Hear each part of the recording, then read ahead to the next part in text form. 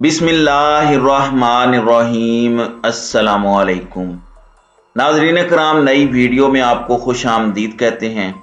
वफाकी दारुल हुकूमत इस्लामाबाद से, पिंडी से, लंदन से, लाहौर से अहम तरीन इतलात और इस वक्त हैक्टिक कंसल्टेशंस और इस वक्त मामला फंस चुका है। आज से 2-3 दिन पहले तो ऐसा लग रहा था कि बहुत स्मूथ सेलिंग है और हुकूमती कैंप्स हमें बड़ा मुतमईन नज़र आ रहे थे कि बिल्कुल जिस तरीके से चीज़ें प्लान हैं वैसे ही हो रही हैं। लेकिन अब पता चला है कि पीडीएम के कायदीन के बीच में भी अहम तकर्री पर फड्डा है और इसके अलावा जो रिकमेंडेशंस पिंडी की तरफ से दी गई थी उनको भी नवाज शरीफ नज़रअंदाज करना चाह रहे हैं। और इसके अलावा जो कंसल्टेशन लंदन में हो रही हैं उनकी तफसीलात तो मैं आपको दे ही रहा हूँ। उसके साथ साथ लाहौर में भी सदर आरिफ अलवी मौजूद हैं, जबकि army chief general Qamar Javed Bajwa भी लाहौर में ही हैं। कल उनकी मुलाकात की अनकन्फर्म्ड खबरें थीं। आज भी बताया जा रहा है कि मुलाकात हो सकती है। ये मुलाकात 2 बंदों के बीच भी हो सकती है और 3 बंदों के बीच भी हो सकती है। तो ये एक अहम तरीन कंसल्टेशन है। दूसरी जानिब लॉन्ग मार्च तवक्को से ज़्यादा उसको कामयाबी मिल रही है। ख्याल ये था कि अगर इमरान खान साहब ना हुए तो हो सकता है कि लोगों की तादाद में कुछ कमी आ जाए, लेकिन आज सुबह झंग से जब ये काफिला निकला तो इसमें इतनी बड़ी तादाद में लोग वहां पर आए कायदीन को सुनने के लिए। हालांकि इमरान खान खुद इस लॉन्ग मार्च में शामिल नहीं है और कल गुजरात ने जिस तरह से इस्तकबाल किया उसके बाद लाला मूसा में भी फकीदुल मिसाल इस्तकबाल हुआ है। तो ये एक बहुत बड़ी सक्सेस है। इसके नतीजे में अब ये खबरें आ रही हैं कि शायद इमरान खान जुम्मे वाले दिन पिंडी पहुंच जाएंगे और यहां से फिर वो लॉन्ग मार्च की क़यादत करते हुए इस्लामाबाद जाएंगे। ये 18, 19, 20 जो नवंबर के दिन हैं ये बड़े अहम होंगे। फिर 21 को प्रिंस मोहम्मद बिन सलमान ने भी आना है और फिर वो समरी भी जनरेट होनी है डिफेंस मिनिस्ट्री से, जिसमें आर्मी चीफ के जो उम्मीदवार हैं, जो टॉप के 4-5 जर्नैल हैं जिसको वजारत दिफा ने मुनासिब समझा, वो उनके नाम भेजेगी। इस वक्त जो सूरत हाल चल रही है लंदन में वो बड़ी एक हैरान कुन डेवलपमेंट है, क्योंकि वहां से शहबाज शरीफ की वापसी की खबरें ऑफिशियली रिलीज कर दी गई थी, फुटेजेस रिलीज कर दी गई थी जिसमें वो जफियां डाल रहे हैं, दोनों भाई एक दूसरे की पपियां ले रहे हैं जिसे हम अलविदाई पप्पी कहते हैं। वो बड़े मुस्कुराते हुए चेहरों के साथ कि जी बिल्कुल हम कर सकते हैं, हर चीज तय हो गई है। और ये भी पता चला कि वहां पर जो कंसल्टेशन थी उसमें नवाज शरीफ की मौजूदगी में जो पीडीएम के कायदीन हैं उनके साथ टेलीफोनिक राब्ते भी किए गए। आसिफ अली जरदारी से बात की गई, मौलाना फजलुर रहमान से बात की गई और नवाज शरीफ ने अपना जो मौकफ है उससे भी उन्हें आगाह किया, जिसमें वो ना तो वक्त से पहले इलेक्शन कराने के लिए तैयार हैं और ना ही पिंडी की तरफ से जो रिकमेंडेशंस हैं उनके मुताबिक तैनाती करने के लिए तैयार हैं। उनकी अपनी चॉइसेस हैं, उनका अपना क्राइटेरिया है, उनका अपना एक सिलसिला है जिसके तहत वो सब कुछ करते हैं। तो वो इस पर डटे हुए हैं। नाज़रीन कराम, ये मैं आपको पहले भी बता चुका हूं कि उन्होंने शहबाज शरीफ से कहा है कि जो मर्जी हो जाए हम इससे पीछे नहीं हटेंगे। अब हालांकि ये ऐलान किया गया था कि शहबाज शरीफ जब आएंगे तो वो पीडीएम के कायदीन को भी एतमाद में लेंगे, उनके साथ दोबारा सलाह मशवरा होगा, यहाँ पर पीडीएम का सरबराही इजलास होगा। लेकिन अब ये पता चला है कि वो लंदन में रुकेंगे। नून लीग वाले ये चाहते हैं कि नून लीग वाले ये कहते हैं कि क्योंकि डेली मेल का जो मुकदमा था उसमें उन्होंने वकील से भी बात करनी थी और भी कई चीजें करनी थी, इसलिए वो रुके हैं।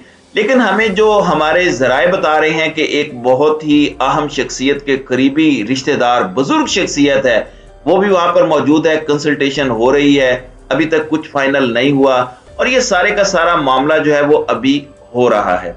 दूसरी जानिब सदर आरिफ अलवी, पीटीआई का मैंडेट है सदर आरिफ अलवी को। बीच में पिछले 3-4 दिनों से एक कैंपेन चलाई गई जिसमें यह बताने की कोशिश की गई कि इमरान खान राब्ता करने की कोशिश कर रहे हैं पाकिस्तान की एजेंसियों से। बाकायदा इंटरव्यूज चला के एक बंदे को लाया गया जो एक रिटायर्ड मेजर है, फिर उनकी एक फुटेजेस भी हमें दिखाई गई ये आज़ाद कश्मीर की फुटेज है जहां इमरान खान जा रहे हैं और आज़ाद कश्मीर के जो वजीर आज़म है उनके साथ जो लोग खड़े हैं उनमें खुर्रम रोखड़ी भी खड़े हैं। लेकिन इस फुटेज को आप देखें तो इसमें कहीं पर भी इमरान खान ने ना उनसे कोई बात की है, ना उनसे कोई मुसाफा किया है, और कहीं पर भी इस बात की झलक नहीं मिलती कि कोई इमरान खान के साथ उनके इतने ताल्लुकात थे कि इमरान खान उन्हें कहेंगे कि आप जाएं और जाकर फौज से या पाकिस्तान की किसी एजेंसी के साथ उनकी गुफ्तगू करें। फिर इसमें एक और चीज भी आई कि जो वजीराबाद का वाकया है उसके बाद इस ख्वाहिश का इजहार किया गया कि वो मुलाकात करना चाहते हैं इमरान खान साहब से। उनकी टांगों को प्लास्टर लगा हुआ है, वो अपने घर से कहीं नहीं निकल सकते, बाहर इतनी बड़ी DSNGs वैन्स खड़ी हैं और इदारे में जो लोग काम करते हैं वो पहले भी किसी तीसरी जगह पर मिलने की बात कर रहे थे, तो वो कहां इमरान खान के घर मिलने के लिए जाते। तो एक टोटल झूठ और एक बड़ी टेक्निकल प्लानिंग के साथ, जिसे हम 5th जनरेशन वॉरफेयर कहते हैं, तो एक ऐसे अंदाज में इस चीज को लाया गया जिसमें इमरान खान की कैरेक्टर असैसिनेशन, उनके साथियों की कैरेक्टर असैसिनेशन हो, और ये तासुर देना कि इमरान खान तो गुफ्तगू के लिए मरे जा रहे थे, बज़ाहिर बाहर कुछ और हैं, अंदर से कुछ और हैं। फिर इसके अलावा नून लीग ने गुजरांवाला में इधर उधर से अपने 500 बंदे इकट्ठे किए जो नारे लगा रहे थे इमरान खान के खिलाफ। उनके हाथों में घड़ियां थी, तो वो एक माहौल चार्ज करने की जो कोशिश है वो हो रही है। इस वक्त सूरत हाल पाकिस्तान में ये है कि जो तहरीक इंसाफ के लोग हैं, इमरान खान गो लॉन्ग मार्च में मौजूद नहीं है, लेकिन आज इतनी बड़ी तादाद में लोग झंग से निकले हैं। कल गुजरात में बहुत बड़ी तादाद में लोग आए और लाला मूसा के मनाजिर भी दीदनी थे, रिकॉर्ड तोड़ दिए गए। तो इसके नतीजे में इमरान खान जुमे वाले दिन, बताया ये जा रहा है कि ये जराए बता रहे हैं कि वो पिंडी पहुंच सकते हैं और फिर यहां से वो लॉन्ग मार्च की क़यादत करते हुए इस्लामाबाद जाएंगे। बीच में एक और बात भी हुई है, राना सनाउल्लाह वजीर दाखिला जो बहुत बड़के लगाते थे, बड़ी तड़ियां लगाते थे, उनकी तस्वीर आई हैं। Armed forces institute of cardiology में वो दाखिल हैं, बीमार हैं। बताया गया था कि कल वो अपने चेकअप के लिए गए, तकलीफ थी उन्हें, वहां उन्हें एडमिट कर लिया गया।